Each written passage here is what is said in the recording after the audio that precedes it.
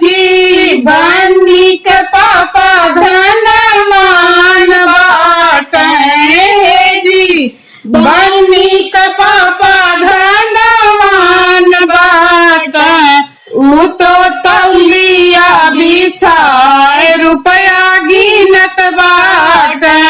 ऊ तो तौलिया बिछाए रुपया गिनत बाटे।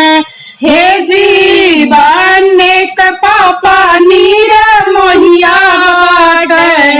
हे जी बने के पापा नीर मोहिया बाटे। ऊ तो ईसा के कारण बेटा बेचत बाटे। ऊ तो रुपया के कारण बेटा बेचत बाटे। हे जी बनी का चाचा धनवान बाटे। हे जी बनी का चाचा धनवान बाटे। ऊ तो तौलिया बिछाए रुपया गिनत बाटे।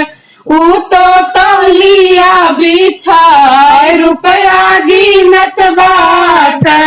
हे जी बनी का चाचा नीरा मोहिया बाटे। हे जी बने का चाचा नीरा मोहिया बाटे। ऊ तो रुपया के कारण बेटा बेचत बाटे। ऊ तो रुपया के कारण बेटा बेचत बाटे। हे जी बनी का भैया धनवान बाटे। हे जी बनी का भैया धनवान बाटे। ऊ तो तौलिया बिछाए रुपया गिनत बाटे। ऊ तो तौलिया बिछाए रुपया गिनत बाटे।